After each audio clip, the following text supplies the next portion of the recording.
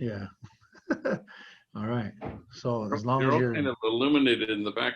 I got some Instagram notice that, that we were doing this. yeah. Yeah, I posted it. I got to start doing it ahead of time so that way So is it people live? not live. I just said I posted it that we're going on Zoom, which means we'll record it on Zoom and then we'll post it to Instagram after. But I should have thought of it and did it earlier. That way we could have got questions and stuff if people wanted to ask anything while we're on this call. Oh, okay. Next time I'll do that. Yeah, yeah. But you know what I find not helpful but just interesting about our conversations is when we just talk, we just talk about like, the past and also the present and like what's going on right now. And it's a new year. We're back. It's not a new us, as you can tell. We both got the same size vessel, but I just think that like, Homeboys is doing so good as far as you were talking about the post earlier, and the post today was like hopefulness.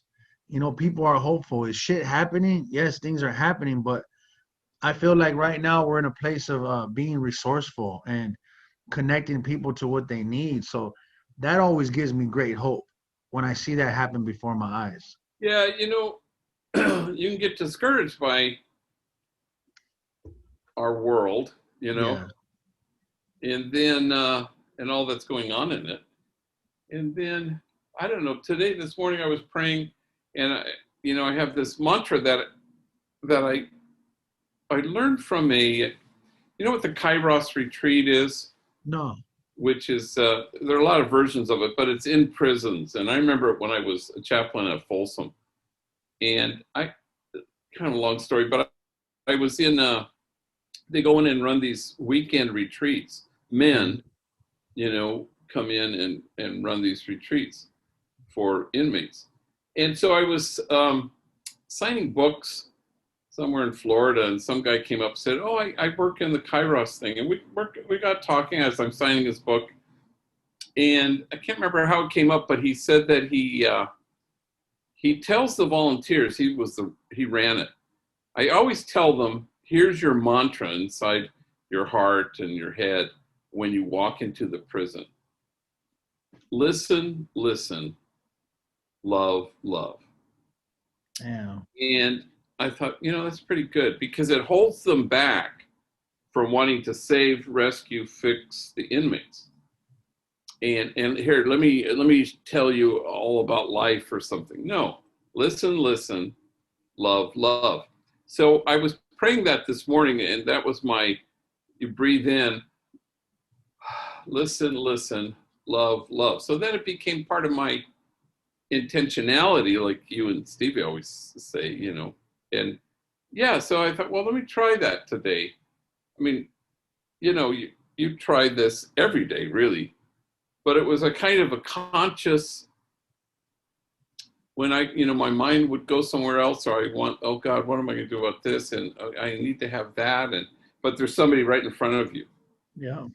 And so, oh my God, it really worked, It's helpful. because, oh my God, it was so helpful. And I was so present and attentive. And no, I don't want to be anywhere else but listen, listen, love, love. And, Man, and it just changed everything. And it so, changes the game. yeah, and every homie who came in, there were, like our friend who has a sizable vessel, who we're trying to get into a rehab. What a sweet kid. Oh And I man. was telling him how much you love him, and we love you so much. We're all pointing in the right direction, the one direction. There's only one door, Yep. and that is go to rehab That's right. and come back to us. And Yep. not that we can do that because we can't go Physically. there. But Yeah. yeah, but so it was him, and then there was a kid who I vaguely I said, take off your mask for a second. I took mine off, and oh my God, he's been in prison 8 years, but he used to work for us, and a knucklehead, and yet you know you kind of bring attention, and I'll shut up after this. But there was some guy, a white guy, which is so rare, covered in tattoos. Yeah, I saw. Oh my God. He had the Alarming. Califas on his shirt. Oh Yeah. yeah, alarming. And he came with the guy who runs a kind of a halfway house who used to work for us. And oh my God, he was just so, I read both your books. And it was very emotional, you Mm. know. And afterwards, he wanted insist on taking a picture. I was like, oh, what the hell? And he took his mask off. Oh, what the hell? And two were standing next to each other. I've already gotten one You were vaccine, so drunk in love. You didn't care at that point. it was so wonderful, But it's a simple thing to intend to just listen and to love, and then you're good. It's joyful. Yeah, that's Does that crazy make that you sense? say that. It makes complete sense. Today in the morning, so I'm on this group text right now with my sponsor and a bunch of guys in sobriety, and we just keep adding people because it's so helpful and it's so hopeful. And today I text, today I commit to keep my body and my mind in the same place.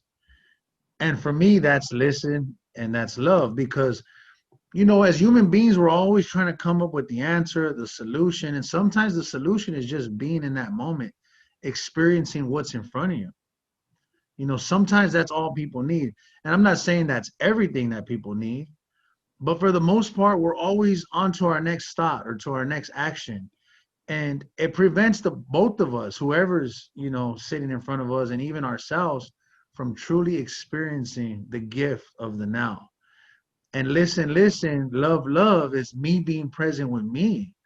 And so, and I think us as human beings, like deep down inside of us, like we want to experience that because it feels so right. Doesn't it just feel right? Oh Like yeah, it feels so like I move through my day gracefully when I'm in that mantra, when I'm right, in that practice, right. as opposed to like what's gonna happen next, X, Y, and Z needs to take place. I need to see so and so. I'll be seeing somebody at your desk, and there's times I'm already looking at the solution for the next person I'm gonna see, Yeah, and it prevents me from fully experiencing what's in front of me. And yeah, that prevents me ultimately from joy. exactly. And when I'm in that, so it's funny that you say that because this morning that was my commitment to the group. I'm going to commit to keeping my mind and my body in the same place. That's right. And that practice I learned in the county jail. Yeah, Mohammed, he was my cellie, and he actually was upset with me the day he shared this thought with me because I was so depressed and I was in so much emotional pain. I would just sleep all day and I didn't want to get out of bed because my mind and my body were in two different places. All I was thinking about was going home and my court case and what was going to happen next and am I going to end up staying here forever? And it was just all my thoughts were consuming me. And this older man from Pakistan was my bunkie, was my cellie, and he would watch this happen to me. And he cared about me so much that he wanted to share this gift, this practice with me. And one day the trays had came to the cell door and he says, are you gonna eat? And I said, I don't want my food. And I just kind of rolled over in my bunk. And he took the tray, he took his tray, and he took my tray. And then after the tier tender had left, he kind of like kicked my bunk in a way. And he said, I'm very upset with you in this thick Pakistani accent. And I got out of bunk and I said, you're upset with me? What are you upset with me for, homie? And he says, I can't sit by and watch you do this to yourself. And he says, you know what your problem is, Jose? Your mind and your body is not in the same place. He said to me, he said, you got the key to this cell door? Do you have the key? And I said, of course I don't have the key. I'm in here with you, homie. And he says, do you know what's going to happen in your court case? Do you know? Do you have the answers? I said, of course I don't. He says, all you have control over is the here and the now. And he said, what your problem is that you don't have your mind and your body in the same place. He said, keep your mind and your body in the same place and you will have perfect peace. And something inside of me resonated with that truth, Pops. I felt it. I felt everything he was saying was true. And I began to practice that. And he was right. I had perfect peace. And here I am, 22 years old, fighting a life sentence in the LA County Jail. and I would get up every day. I had a smile on my face, and I practiced. That was my it became my mantra for life. Like, keep your mind and your body in the same place, and you'll have perfect peace. And what I began to realize is I didn't have the key to that cell, but I had the key to this cell. And anytime I wanted to, I could free myself because I had power over my own thoughts. And it wasn't even about having power over them. It was just about bringing myself to the here and now. And a lot of those old teachings and practices, like I use them today, pops. And I tell this to homies. I say, you got the key to your own self, and it's here. Liberate yourself, homie. And anytime we can, we get to liberate ourselves in those moments, like you had with the homie, of just bringing yourself to the here and now. And I'm sure you experience joy and peace and love. And ultimately, that's what we want as human beings. And so it's a practice, like you said, though. I'm not perfect at it, but I have that tool in my toolbox, you Yeah. know, and I Yeah, just but try you to have to continue. recommit to it every day, I mean, Yep. it's the only thing that works. Otherwise, what's the alternative? I'm going to practice the advice I'll be giving to people today. It doesn't make any sense. No, it doesn't. It's not about advice, you know, but even that kind of disposition was a game changer today. I think of our friend on the crutches today Yeah. with the pronounced ears. Um, you Yeah. just Oh, try that with him, and he was.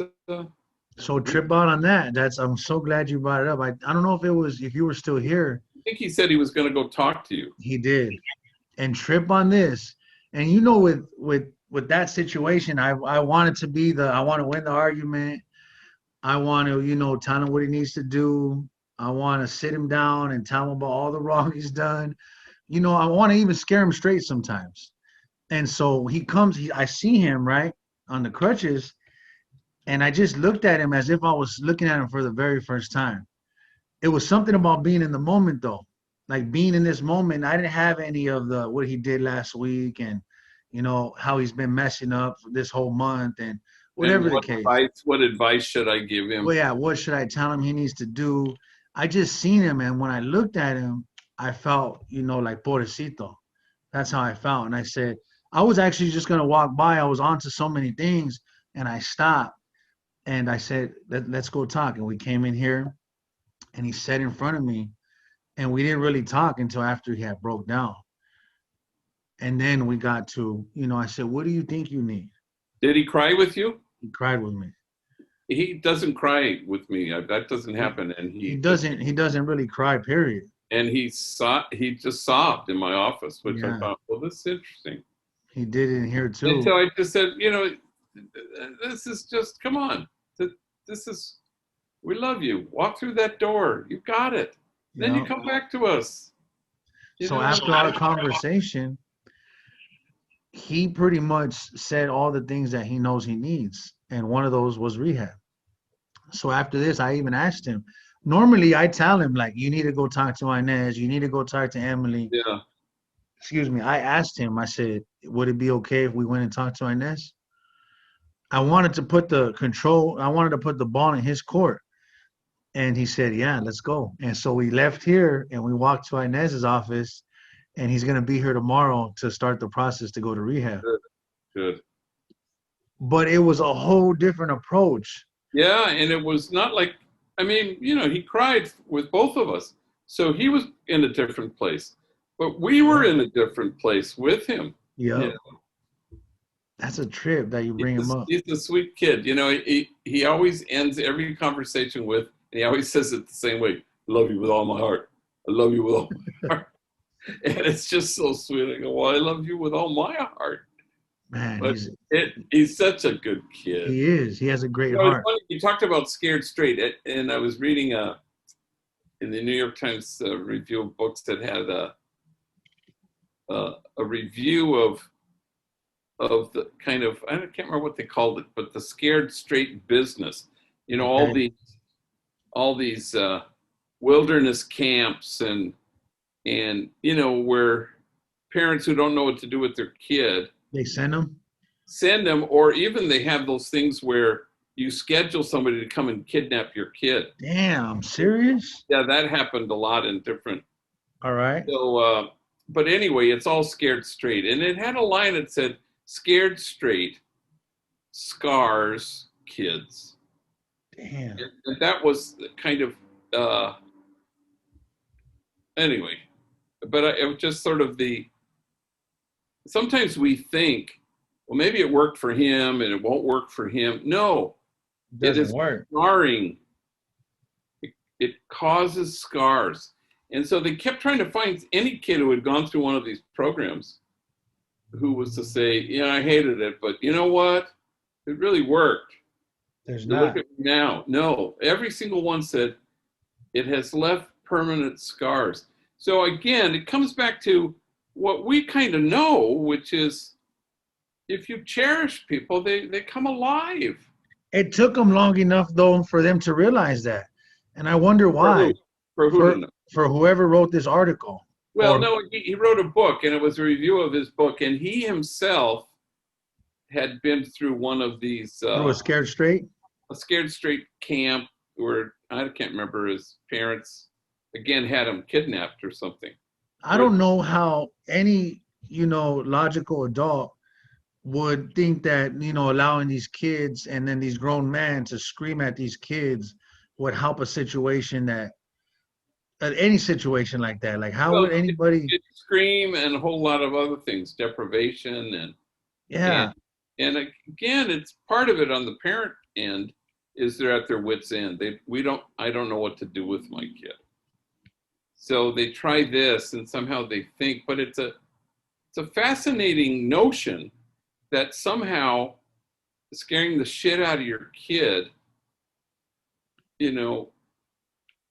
like somehow alters behavior. Then it's about behavior rather than underneath behavior. and that's surface level, yeah. Yeah, rather than find the thorn underneath. And so, but anyway, I thought it was kind of fascinating. And what newspaper or what book was Well, it was the New York Times. So New York Times on Sunday has book reviews, okay. and I read them so I don't have to actually read the book. Gotcha. So it had a review of this book. I thought, oh, that's interesting. And so I can't remember what it's called, but he was a journalist and interviewed all these people. But he himself, as a kid, went through this, and a lot of the places have closed down because they were. And so these people were like charging the parents to put these kids through a Scared Straight. Yeah. Again, so it was a business. It's a more privileged. Oh, it was a $3.5 billion damn business. All these programs combined. Yeah. See, I didn't know that much about it. I had never experienced Scared Straight. Well, but it's also it's like no kid from the barrio is being sent there. Yeah. Some. I don't want to say rich kids, but families with means would here, take my kid because I don't know what else to do with him. He never comes home and he's getting high or whatever the hell. And then a nightmare begins for these kids. It's like, but there's always something, there's always a cause and effect, right? Like there's always, for all these kids, even some of these kids that you might think on the surface level come from these affluent communities and then end up in these really dire drug addictions or, a life of crime. I mean, it's always something, right? And I think as a society, are we there yet? Are we there yet to say that, like we do here at Homeboys, the behavior is speaking to us. The behavior is a symptom of something else. You think we're there? We're starting to get there as a society. I think so. I think Homeboy has had an impact in that regard. So the idea is always, that it is true that a traumatized person is probably more likely to cause trauma. Yep. But it's equally true that a cherished person will more likely find their way to the joy there is of cherishing themselves or other people. that's equally true. And maybe that's new, I but mean, that's I the think it's, insight of Homeboy, is that cherishing is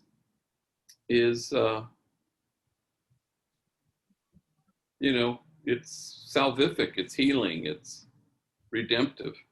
but I think, yeah, things are changing as a society because back in the day was, our solution to our problems was to lock people up. I mean, that's still happening, of course, but I think now we have committees like the ATI, Alternatives to Incarceration, and committees that are even now a part of, government functions that are being able to speak to some of these issues and then to help generate revenue so that we can, instead of locking people up, fund places like Homeboys with this philosophy of healing and community trumps gang and, creating a sanctuary that people can feel whole and then they can go back out into the world and be that person and invite others to feel whole, as opposed to, transmitting our pain.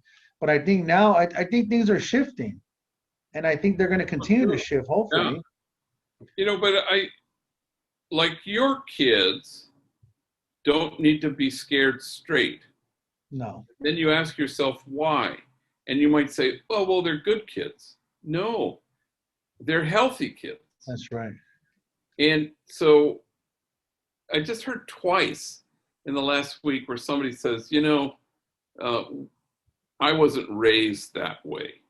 So, and it's a way of kind of striking at high moral distance. It's like between you and me, I wasn't raised that way. Okay. It's about how healthy are you? So deterrence, scared straight, you could go to life in prison, works on your kids because they're healthy. And so consequently it has no impact on anybody really, because it's not necessary for your kids because they're healthy. And for somebody who's not quite whole yet, it has no impact because they don't care. I don't care. Go ahead, send me to prison for the rest of my life. I don't care. No. And so it has so all that kind of, all the things that we've done, like gang enhancements and add more years if it's a gun, if part of the charge, and all this stuff works on people who care. Yeah. And has no impact on those who don't. Yep. So that's the fallacy in it, But it's also this thing that we're so used to saying, I was raised right. Bullshit. You're healthy or you're not, and it's a continuum of health. Some people are really wackadoodle and out there, like the guy wearing the Viking hat. Oh yeah. In the Capitol.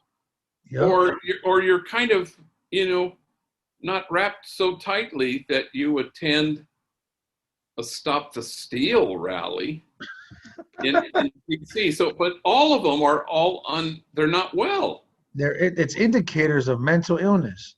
Well, it's at least, illness always gets people upset, because then are you a psychiatrist? What is it that they have? Okay. Like, All all right. I know is no healthy, whole, integrated person would behave this way. Is going to go to that march. Sorry.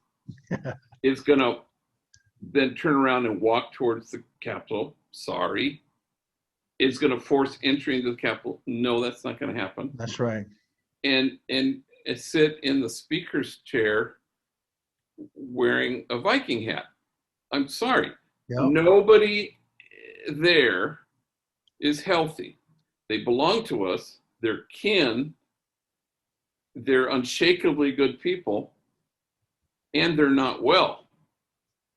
And so I find that the thing that bugs people the most is the kind of illness language. We can't say illness?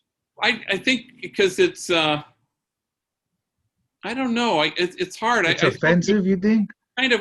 Spoke to a room full of psychiatrists, and I was kind of making that case, and I don't know that they think it stigmatizes the mentally ill.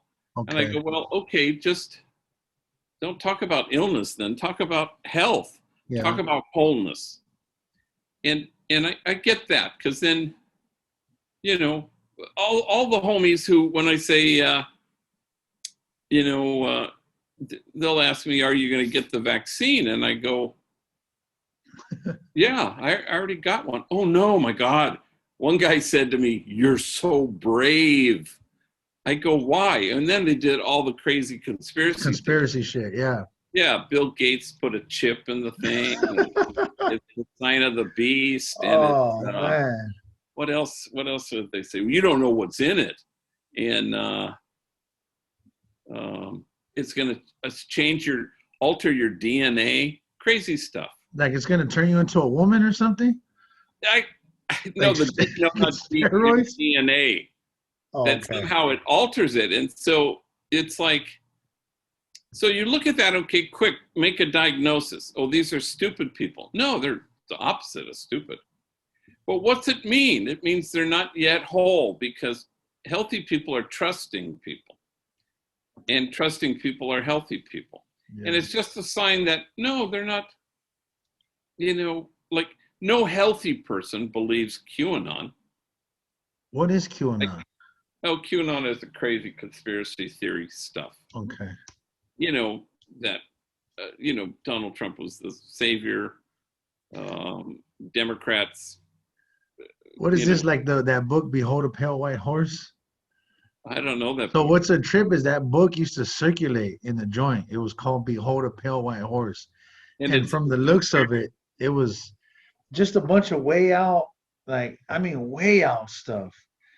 Like reptilian, excuse me, the reptilian race, and like it went far, far out. It is I thought it was like a poem book because it has a picture of a horse on it. It's all colorful. But then as you as you maybe he was on shrooms or something, or maybe LSD, who knows? But I mean, it's did you way read out. it? No, I didn't. I started to look through it. I mean, I started to because in there I was reading everything. You know, you Yeah. get your hands on a book, you try to, read it and then pass it along. But when I got that book, there was just it was just far out. It was, reptilian race, it was UFOs, it was the government, all kinds of conspiracies. Yeah, so that's QAnon. Got you. You know, and Yeah, it, it was, and you got, some people would go off on those viajes and talking about, that government officials were reptilians in disguise, the lizard race, and I don't know, it was just way out. oh, it's Hey, cuckoo but bird. what do you think about this though? The other, But I oh, don't think it's, the trick is not to say that these are ignorant, stupid people. It's how do you measure health? yeah, How do you measure somebody's whole? So that was my thing the other day. You know, I asked 8 homies, you know, will you get the vaccine? And 6 out of 8 said, hell no. And 2 said, sure. But if I had asked you, yeah, if I had asked you before, name, here are the 8 homies, and I would say, name the 2 who are going to get the vaccine, you would be able to name it, yeah. because you would be able to go, he's whole, integrated, healthy, he's done the work, he's not a stranger to himself. And you'd be right, because those were the 2 who said, oh yeah, of course I'm going to get the vaccine. But the other 6 wonderful human beings, heroes, I love them, and it's how you know that somebody's not quite that Okay. close yet to their own health, wholeness. I I mean, was does in. that make sense? I think that's, there are lots of ways we measure health. We go, you look at you and me, we Weight. go, we could probably lose 50 pounds. Yeah, and I Yeah. mean, Or he's a chain smoker. And you go, yeah, probably not that healthy. yeah, Or whatever, and there's different levels to it. Like I'm a little thinner than you, so just a You little, know, I think just a it's little thinner. So I'm a little bit more healthier. You're a little less healthier. Hey, but you know what I was gonna ask you about it's since we don't be scandalous and then change the subject because that's you like how I shifted gears I was before you flip I me wrote off it or something. I wrote in my journal today. Huh. See if you remember this. I had said something to you. Uh, uh, I can't remember what it was. I emailed you or I told you, and you said, "I'm on it like a Like bonnet." a bonnet. Yeah. And I said, "Like a bonnet." And then you said, "Like I don't know what a bonnet is." You said, "Like a bonnet." It goes on your And head. I said, "Dog, I know what a damn bonnet is, but the homies say I'm on it like bubonic." Well, you try to check me And on the then you email. said, Yeah. "I say tomato." You You say say tomato. tomato.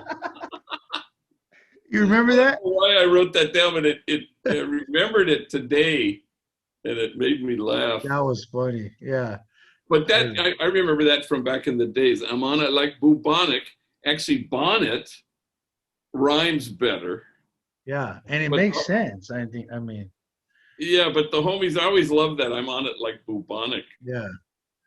No, but that was funny. I remember because you were trying to correct me. You're like, oh, no, it's bubonic. And I said, no, it's a bonnet. It makes sense, like a bonnet. Then I said, you know what? You say tomato, I say tomato. And I left. I split. You Um, stormed out. no, but you know what? We were talking about all this UFO stuff, right? Conspiracies. Did you see that they have released footage of I don't know what it's called, aerial phenomenon that the government declassified these F something these UFO? jet. Did you see it? No, but you're watching conspiracy This theories. is CNN. I'm not this ain't this is on CNN. They have the pilot and I'm not saying it's a UFO. I'm just saying it was an aerial phenomenon. What it was, I don't know. I wasn't in the sky with them, but CNN is this is on CNN. This is like real news. This ain't fake news. You haven't seen that yet?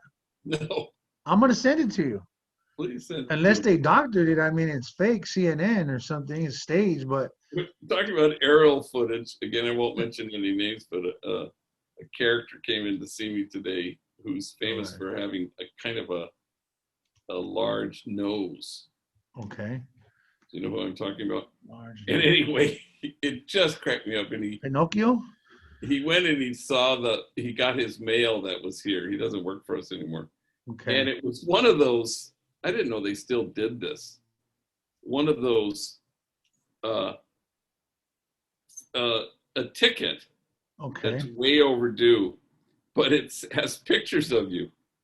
And, and, it's, Like the traffic one? he's running a friggin' red light and it's picture. It's like 6 colored pictures from different angles. All right. And then there's this one picture of him and his proboscis. You just see his nose or what? Yes, and he goes, I guess there's no denying that that's me. Oh, I said they had you, they got you by the nose. Yeah. Speaking And of oh my aerial God, I'll tell you, phenomenon. the two of us who I've known him for 30 years. Oh, I know exactly who you're talking Oh about. my God, we laughed. Yeah. And it was so good because it was self-deprecating. I mean, he was kind of making fun. Yeah. And I guess there's just no doubt who that is. Yeah. He's a good dude too. You know, he is He has a good. good heart. Yeah. I remember when I came in, and he was here. He used to do the clocking. He was in the clocking room. And he just was always, when I struggled in the beginning, see, that's the thing. I mean, we've all been up, we've all been down. And one thing I love about homeboys is, when you're down, no matter who's up, they always encourage you and they always want to give you a helping hand. And when I was down, he would always tell me, I would come in and I would see him in the clocking room and he would always tell me like, come back, you can make it back. And I can't wait to see you clock in again, homie. And stuff like that, I would think about when I was out there, Yeah. messing up. But he has a good heart. Everybody here, Pops. Oh, yeah. But he also was always so funny, Yeah, hilarious. He would, I'd ask him about his drinking, and he goes, "I have probable cause." He always would say that. I have probable cause, and I would ask him, "Are you getting high?" And he would always answer, "None of the above," which always cracked me up. Uh, You've known him for a long time, huh? oh my God, I think the first when I barely got there, I buried his mother who died of cancer. So he was quite young. He was a kid. Hey, what was it like In when you fact, he first? was the one I remember. His mom died, and he was just a little scrawny kid. And I was, where the sacristy is at Dolores Mission. I was getting ready to say mass, and I had the door open. It looks out on across our parking lot to Pecan Park, and I went, "Oh shit!" And it was a brawl, and it was clear that they were jumping somebody in, All right, and it was this guy, it was him. and then it all kind of dissipates, and they're all hugging him, and he's walking through the parking lot, and he sees me, and blood coming down his nose and down his lip, and I went, "Oh no, you're gonna regret this for the rest of your life." But I mean, it also illustrates. I always used to talk about how, homies will be asked, "Do you want in? Do you want in?" And no, no, no, thanks. I'm good, thanks. Until the day when life is the bleakest and the darkest, and then you say, "What the fuck? Go ahead." And that's where he was, and it was like he kind of knew it as I mean, he knew it enough to make a beeline to where I was, and with his face rearranged and a bloody nose, and I said, "Ay, mijito."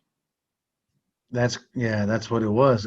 So remember I was telling you that I stayed back, and Natalie and Tatiana and Roman, we were here talking about clients and hooking people up with resources, and they started to get to know me because Natalie knows me, and this is my staff, and I was telling them about me growing up and how I never would have imagined that I was going to join a gang until I joined the gang.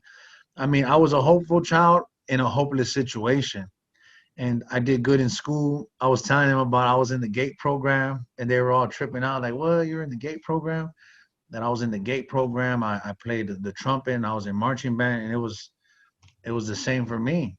I didn't want to be a gang member. At a young age, I already knew pretty much like the dire circumstances around me and in my household because my whole family's from the same gang. And so You knew the price of it. I knew the price of it, and it was already affecting us as kids, and I didn't really like it, what it was doing to our family, what it was doing to my mother. And so I just kind of wanted to go the opposite direction. And same, homies would be like, "You gonna get in?" Be like, "No, I'm good." When are you gonna get into the neighborhood? "Oh no, I'm all right right now." And then it was that night where my mom, by this time, my mother had already got addicted to methamphetamine. We became extremely poor. I mean, extremely poor. And we could have been poor and had her home, and I think I would have still had a little bit of hope. But us being poor and not having my mom, I just felt like, damn, I felt like unwanted. I felt like nobody was going to help us out of the situation we were in. And then I go down the street, and this is right after my cousin, who we were close like brothers, and we made a pact in my grandma's backyard. We shook hands, and he told me, he looks me dead in my eyes, and he says, "Hey, promise me no matter what happens, we're not going to get jumped into the hood." And I promised him, like it was an easy promise to make, and he got jumped in. He didn't consult me, talk to me, nothing. He just got into the neighborhood.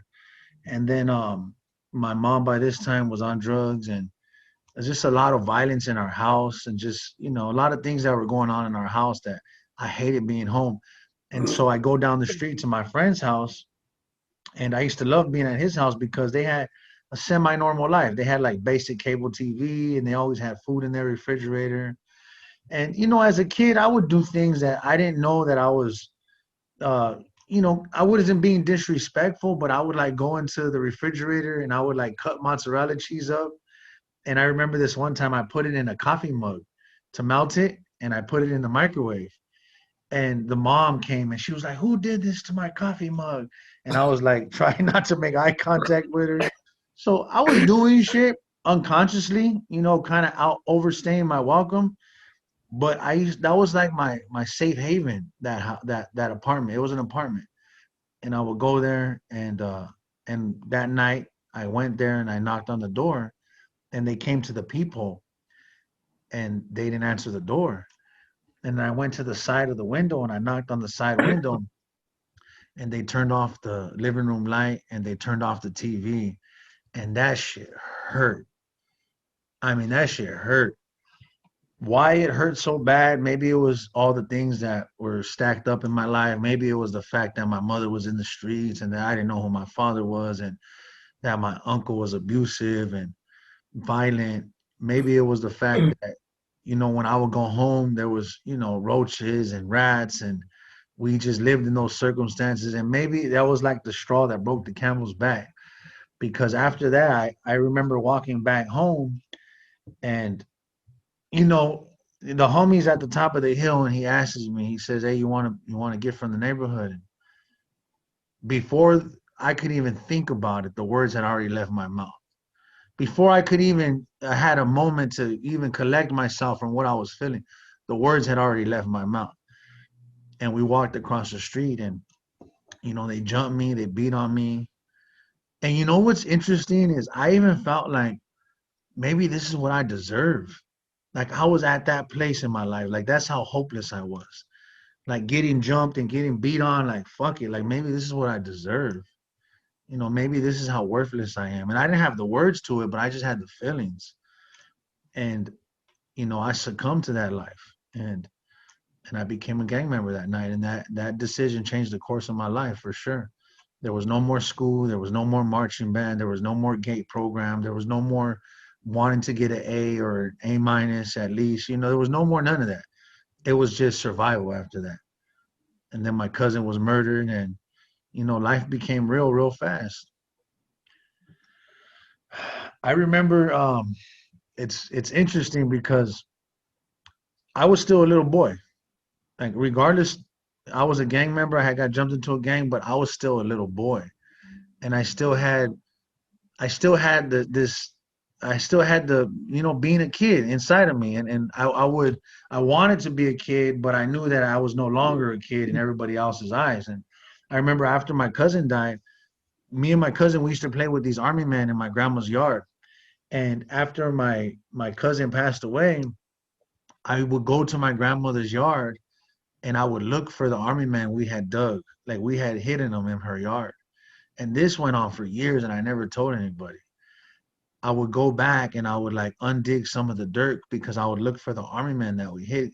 And I knew we hit them. Like I went to the spots that we were playing and that we hit our toys. Did you And find them? I never found them. I never found them. And I always wondered like maybe he took them with him. That was my thing. Well, Um, that's an interesting symbol, of what you buried. Really kind of symbols of your childhood, and yeah, yeah, it was. you keep going back. You go back to see if you can find them, and you can't find them. And I couldn't find them. Couldn't find them, and I would look for them like diligently. I would look for them, and I never told anybody. And it was about now probably like 4 years ago, and it was in a writing class here at Homeboys, and I wrote that story, and it unlocked more healing for me because the truth was I didn't want him to die like that. And the truth of the matter is that I wanted us to just be able to play with our toys again. I remember being at the car wash when everybody was upset, and we had For your cousin? for my cousin, No. other homies from the hood. And I really didn't think about him as like him being a gang member. I thought about him as somebody that, we would play together. And I thought about all the times we spent in my grandmother's backyard and us riding our bikes and, playing Army Man and playing tag, whatever it was. I missed that part of him, and I guess I missed that part of me. I missed that part of me because I felt like when he went, like that part of me went too. Like I was no longer a little boy no more. Like playtime was over, and this was my life. And I remember being in juvenile hall and clearly, clear as day, kids were getting visits. And, by this time, my mother's drug addiction had really, really taken her from us. And I knew she wasn't coming to see me. And I was in my cell and I said, you know what? This is the hand I was dealt. And I'm going to play this hand until it's over. And the sooner it ends, the better. And it didn't end, and I ended up eventually having the experiences I had after she died and while going to prison, and then having the experience of really, when she died, I really knew in my heart and my soul that I always wanted her. That's all I ever wanted, was to have her and was to have a family and to have those functions of like just her being my mom and me being her son. And then I began to search for healing, and I didn't even know I was searching for healing. I was searching for something, and I found healing. I paroled, and I came here, and I started to understand. It's funny because I never believed, like I didn't know why I made all these decisions. I didn't understand. Like I had become so entrenched in this character that I created, which was this gang member that didn't care about myself and didn't care about others, didn't care about love and didn't want love and didn't need love, that I forgot about that little boy that just wanted to be a little boy. And so it was so many years of just a calloused heart of not wanting to experience that, not wanting to feel that actually, not wanting to feel like I needed love, or even that I was worthy of love. So when I came here, I started to unpack all that. Because when I was a kid, I remember my mom would go in and out of like, you know, church sometimes even, and she would get saved and she would clean up and then she would go right back out again. She didn't have like recovery. There was times in her life where she really wanted to do good and she gave it all she got, but then she would fall back and relapse and go back into her drug addiction. But one of those occasions I was in the county jail and she was crying on the phone and she says, "I'm so sorry for what I did to you." And I said, "What do you mean? Like I chose this. You didn't do nothing to me. I chose this life. Like don't say that." Because I kind of wanted to take control of my life as well, not just because I was hurt, but I wanted to make it seem as if I did all this to myself so that nobody else could take credit for it. All the pain that was happening in my life was my doing. And I told her, like, don't say that. I chose to be a gang member. This is what I wanted, and I'm going to live this life and don't trip on that. But really was I had to go back to see that I was a little boy and I never wanted to be a gang member. I mean, even the sharing that piece of that pack that we made in my grandma's backyard, I had buried it so deep, just like I buried those army men, that I didn't even allow for that to surface. And that was liberating for me to say, no, there was a time. There was a time where I was a little boy and I didn't want to be a gang member. And I But didn't want to you live this never way. kind of chose it. It chose you, and not all choices are created equal. So but that's a common thing for homies to say, I chose this. Yeah. Uh, hey, I got to go do mass right now. Don't trip. This was good, Pops. So, yeah, no, I love you. I I actually, love you too. and for dinner, I may just microwave some mozzarella in Yeah. the coffee Put mug. it in a coffee That mug, actually sounds pretty good. chop it up, and then you get some toast and you pour it on some toast. Oh, baby. And then whoever has to do the dishes, that's on them. If you get it, scoop it all out, maybe there's not. Oh, maybe you scrape it all out. But Yeah. that's what I didn't do. So I love you, I son. love you too, Pops. I will This was see you great. tomorrow. Will you be at work? I'll be here tomorrow. I'll be there too.